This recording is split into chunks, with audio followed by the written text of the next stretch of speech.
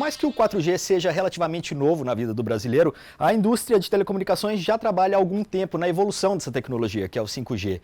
A Nokia é uma dessas empresas e para falar um pouquinho sobre essa nova realidade, eu converso agora com o Wilson Cardoso, ele é diretor de tecnologia da Nokia para a América Latina.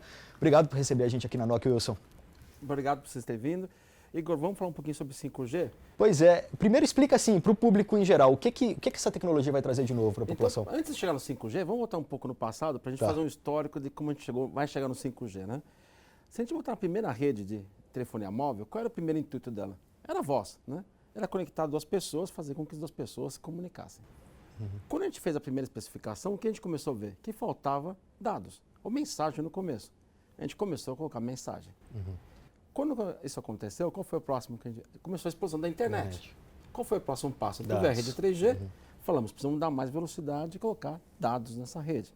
A gente começou com o 3G. O que aconteceu? Houve a explosão da internet. Começou a explosão dos smartphones. Vimos que as nossas redes 3G não aguentavam mais esse tráfego crescente de dados, partimos para o 4G. Então o 4G agora vem por harmonizar globalmente esse uso de smartphones dentro da internet. Esse é um fator fundamental. A gente começa pela primeira vez em telefonia móvel ter uma rede global, com um padrão único que liga todo mundo, que é o LTE ou 4G, como a gente chama mais comercialmente. Só que agora a gente tem outra explosão. Né? A gente começa a ver objetos conectados, carros conectados. Né? Eu brinco que a experiência da minha filha de dirigir não vai ser a mesma experiência aqui. Minha filha tem 11 anos, o carro dela vai ter muito mais eletrônica que o carro que eu aprendi a dirigir 30 anos atrás. O carro dela vai reagir se um semáforo vai ficar vermelho, de repente. Né? Se um carro na frente frear bruscamente, o carro dela vai reagir. Então, para isso, eu preciso de uma rede extremamente robusta, uma rede extremamente rápida, e isso vai ser uma evolução do 4G, que é o 5G. Com uma latência mínima também, uma latência mínima. Ou seja, o semáforo eu preciso reagir em 1 milissegundo, senão eu vou bater no carro da frente ou vou matar uma pessoa na faixa de pedestre. Agora, existem vários estudos relacionados ao 5G, né? Vocês mesmos fazem muita coisa junto com a NTT Docomo lá do Japão, acabaram de abrir um laboratório lá, mas já existe alguma especificação ou pelo menos uma tendência que indique para onde vai essa regulamentação do 5G? A especificação, a padronização? Não, ainda não. O 3GPP, né, até representa parte da Nokia nos trabalhos do 3GPP, nosso intuito é começar o ano que vem os trabalhos de padronização mesmo, como a gente chama formal, né? O que a gente tem hoje é um grande estudo dos casos de utilização. Então, quais são os casos de utilização? É o carro conectado, são videogames, são utilização de internet das coisas, a indústria 4.0, que vai ser uma revolução nos processos industriais, né? Porque a partir do momento que eu faço um chip extremamente barato e consigo fazer com que ele atinja centavos de dólar, eu consigo colocar esse chip em qualquer lugar. Eu brinco que a gente vai pôr o chip até no frango. Né? Porque vai bater o chip, vai bater o frango numa granja, vou pôr esse chip no frango, vou controlar se ele passa por uma temperatura excessiva, se ele foi sobrecongelado, até chegar no supermercado. Quando chegar no supermercado, não tem mais um tag, não tem mais um código de barra. Eu tiro o frango, põe no meu carrinho e possivelmente eu vou pagar com o meu celular esse consumo. Só não posso consumir o chip depois, senão vai ficar medindo a minha temperatura. Mas é isso que a gente imagina em termos de evolução. E para isso eu preciso ter uma rede ubíqua, eu preciso estar em todo lugar, conectando todos esses dispositivos e todas essas pessoas. Prazos para essas especificações ficarem prontas, 2018, 2018 e as primeiras redes em 2020? 2020. A gente pode ter pré-redes, que a gente chama, né? Mas o grande lançamento deve ser 2020 mesmo, com as Olimpíadas em Tóquio, né? Sim, então a gente vê até bastante coisas acontecendo lá na Ásia, né? Como que você vê essa movimentação para o lado de cá? É um pouco lenta ainda, né? Quando a gente fala, os focos hoje realmente os Estados Unidos, né? Com o grande esforço de evolução da rede, Coreia e Japão. É o grande foco hoje para crescimento do 5G. E são os países que têm a maior explosão de dados hoje com os smartphones. Claro. Agora, isso demanda muito investimento também, né? Sem dúvida. As empresas, as telecoms ainda estão tentando ganhar, se pagar ou pagar o 4G que elas implementaram recentemente, né? Como lidar com esse desafio? Não, esse desafio até o 4G já responde. Se você olhar o balanço das empresas globalmente que investiram pesadamente em 4G e que já tem grande parte do seu tráfego em 4G, a gente começa a notar que houve um perfil na mudança da financeira dessas empresas. Eu posso dizer que elas deixaram de ser empresas quase que não tinham lucro para começar a ter agora outro caminho de investimento. Então, o uso maciço de dados e o uso de uma rede comum para tudo viabiliza o seu caso financeiro de negócio também e o pulo para o 5G. E também a interseção de frequência, certo? O uso de mais de uma frequência. O uso de mais frequência, por exemplo. A gente imagina já que para o 4G, a gente vai começar a usar frequências não licenciadas. Então é um custo a menos para as empresas. Um caso típico, que a gente já pesquisa muito no mercado hoje, é a utilização da frequência de 5.8 GHz. Vou ser um pouco técnico agora, Sim. mas isso é bom para o usuário. No caso do Brasil, por exemplo, a gente tem mais de 200 MHz, precisamente 350 MHz disponível. É a mesma frequência que a gente vai usar com o Wi-Fi? Sim, mas eu vou poder ter convivência do LTE não licenciado, que a gente chama, ou seja, as operadoras não pagam licença para utilização e o Wi-Fi dentro desse espectro. Então, para o ambiente menor de empresas, isso vai ser fantástico, porque você vai poder usar seu smartphone com velocidades altíssimas dentro das empresas, dentro de shopping centers, dentro de aeroportos, e usar as frequências mais baixas que a gente tem hoje no uso na rua, para conexão com o 4G e a evolução disso, claro, para o LTE, o 5G. Sim, já que você falou essa questão das frequências, o uso dessas frequências permite também a implementação de antenas muito menores, né? Então, como que você avalia isso para o futuro? Como que você acha que vai ser essa realidade das empresas no futuro para oferecer o 5G? Essa é uma boa pergunta. No começo dos trabalhos do 5G, sempre se falou de trabalhar com as frequências altas, né? De 60, 50 GHz. Agora já começa, inclusive, uma pesquisa, o que a gente chama de frequências abaixo de 6 GHz para o 5G. Então, existem essas duas combinações. Claro que quando trabalho com frequências muito altas, as antenas são extremamente pequenas, só que a cobertura também é muito pequena. Então, eu vou precisar de uma estação de rádio base... Em cada poste. Em cada poste. Aí vem o segundo ponto. Se eu tenho uma estação de rádio base em cada poste, eu não posso ter 4 operadoras com 4 equipamentos em cada poste. Eu preciso começar a pensar em como eu vou compartilhar isso, né? Em como eu vou utilizar isso. Na regulamentação, para cobrar o uso dos postes para colocar esses equipamentos. Então, a gente começa a ver os primeiros movimentos com as small cells hoje no mercado. O Brasil criou uma regulação extremamente efetiva para a instalação de small cells. E esses são os passos que a gente começa a ver que já estão em direção do 5G. Qual que é a estimativa de dados vocês trabalham no futuro? Assim, dá para ter uma ideia de tamanho dessa rede, do quanto será necessário investir em infraestrutura para poder resolver esse problema de tantos dados no futuro? É difícil falar em termos de investimento, mas que a gente fala em termos de consumo. Desde 2010, a gente fala que as pessoas devem consumir em 2020 1 GB por dia de informação. Claro que meu filho ou eu consumo muito mais do que isso. Eu digo meu filho de 16 anos hoje, ou qualquer criança que tem um PlayStation conectado, mais internet em casa, mais televisão, consome mais que isso. Sim. Né? Mas claro que a gente imagina, se todo mundo, se a gente imaginar 220 milhões de usuários no Brasil hoje, consumindo 1 GB por dia, você consegue fazer a conta de quanto necessidade de consumo. Então nós precisamos de uma rede talvez 10 a 15 vezes maior que a gente tem hoje.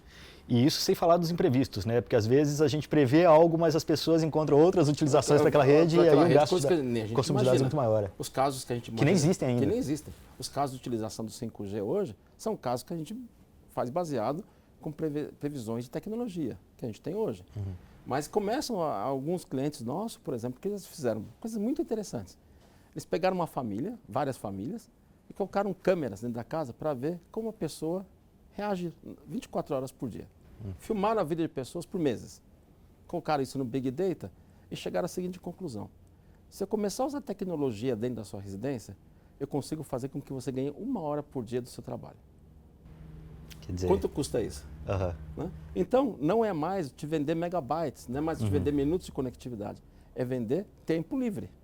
Né? Porque uma dona de casa, eu vejo, por exemplo, qual a preocupação dela de sair de casa? Se o gás está ligado, se a máquina de lavar está ligada, se a janela está baixada. Se eu colocar sensor para tudo isso, aquele sensor do frango que eu brinquei lá atrás, eu vou baixar o custo de tudo isso. Então, quando ela estiver no elevador, ela pode olhar se a janela está abaixada, se a máquina de lavar está ligada, se o forno está ligado, se a temperatura, o que está faltando na geladeira. Eu consigo fazer tudo isso automaticamente. Então, eu vou ganhar tempo na minha vida. Mas aí a gente está falando do setor doméstico. No setor industrial, setor de serviços, também isso acaba sendo muito viável e muito interessante, né? Não, no setor de indústria, nós vamos ter uma revolução. Porque a partir do momento que eu abaixo o custo desses chips, eu consigo colocar, por exemplo, o que a gente chama de internet das coisas, em qualquer parte do processo produtivo. Eu consigo colocar numa prensa, eu consigo colocar num robô. E outra coisa, a rede vai ficar muito mais robusta. Então, eu não me preocupo mais em conectar essa rede com o servidor de um fabricante de robôs, por exemplo, como a Matsushita, como a Siemens, como a General Electric, com quem seja. Se eu tenho uma rede robusta, um sensor barato, eu consigo monitorar esse robô em qualquer lugar do mundo. Então, você imagina a combinação de sensores baratos, redes robustas e a computação em nuvem por trás, que é o último ponto que faltava. Sim. E essa computação em nuvem, não é aquela nuvem que está lá, pode ser um fog, né? Pode estar bem pertinho da empresa. Então, agora tem um desafio novo. como conectar todas essas redes industriais a essa grande rede que nós vamos ter daqui a pouco. Isso é um processo que já começou hoje. Sim. A gente chama de indústria 4.0 e é um passo que vem indo. Você imagina quantas horas de manutenção, deslocamentos eu posso ter se eu tiver monitoramento remoto e todo o processo produtivo pelas empresas que fabricam esses equipamentos hoje. E desperdício também, né? Desperdício. Eu posso começar a fazer tailor-made. No momento que vai entrar uma prensa, ou seja, até controlar ciclo de energia, né? Nós temos uma energia desperdício de água, né? de energia. Então, no momento que eu vou produzir a prensa, eu reduzo o consumo. Se eu vou dobrar uma chapa mais fina, automaticamente eu reduzo o consumo, porque eu posso regular para que aquela prensa dobre aquela chapa com menos potência. Para cidades, de repente, né? A rede de água, por exemplo, sensores para o exemplo que eu dei, por exemplo, dentro da casa, eu posso extrapolar para a cidade. Eu começo agora a monitorar desperdício de água, desperdício de eletricidade, fluxo de carros, né? Hoje, quase todas as pessoas em grandes cidades, né? O que elas fazem? Primeira coisa, saem de casa, não escutam mais noticiário, elas vão pegar um software de mapas e olhar qual é o melhor caminho para o seu trajeto. Mesmo que elas façam aquele trajeto todo dia, que pode ter uma surpresa. Sim. Então, o que nós estamos fazendo com as redes móveis? É tornar a vida das pessoas mais confiável. Nós estamos tirando as limitações que a gente tinha. Né? Eu não tenho poder de evidência para saber se a marginal Tietê está congestionada ou não. Está sempre congestionada, é fácil acertar a coisa. Né? Nesse caso, sim. Sim. Mas eu começo a ter o poder de saber se está congestionada, qual é o melhor caminho para mim, se eu posso chamar um táxi, né? Antecipar. Eu brinco, quanto tempo eu gastava 20 anos atrás, 30 anos, para fazer um check-in no aeroporto? Agora nem a passagem me preocupo mais, está no celular, faço check-in, entro na fila. Ou seja, eu começo a ganhar tempo, começo a ganhar velocidade, começo a ganhar produtividade. Então isso começa a mudar nosso jeito de interagir e trabalhar. E quanto mais rede tiver, mais possibilidades eu vou ter. Falando um pouquinho mais sobre espectro, quais os desafios agora para as telecoms nesse aspecto, nesse sentido? Quando a gente começa agora a trabalhar com essas frequências altas, como a gente comentou, né, 60 GHz, eu começo a ter, por exemplo, efeitos de poluição, de reflexão. Se um carro passa na frente, o sinal pode ser refletido e impactar que outro carro não receba esse sinal. Então, tudo isso é coisas que a gente está pesquisando. Então, por exemplo, coisas que nós estamos pesquisando, que nós mostramos em Barcelona, alguns concorrentes até nossos também mostraram, foi o que a gente chamou de centimeter wave e millimeter wave. Então, eu começo a ter fechos estritamente direcionais, né? Quando a gente fala hoje de ter uma antena no poste, na verdade eu tenho arrays ou conjuntos de antenas, 64 antenas, mas numa placa não maior que uma folha 4. E essas antenas se direcionam para os objetos que estão conectados. Então, esse é um grande desafio. Esse é um desafio de tecnologia que a gente imaginava que era 10 anos atrás. Se eu falasse isso para você no laboratório é fenomenal, consigo fazer. Na prática. Só que o uso comercial é impossível. A gente começa a mostrar que comercialmente hoje é impossível.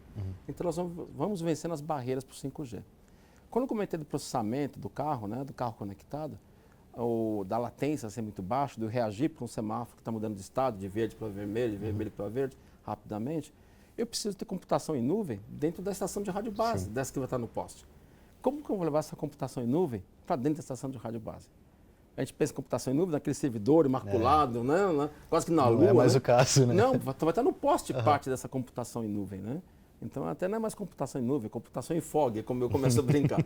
Então, ter essa combinação desses dois elementos que a gente precisa começar, são desafios tecnológicos. E como que eu vou conectar esse poste?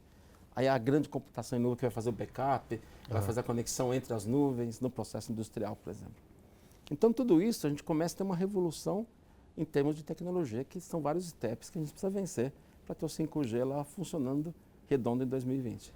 Perfeito. Wilson, muito obrigado pela conversa, prazer estar aqui. Obrigado e vamos para a FutureCon.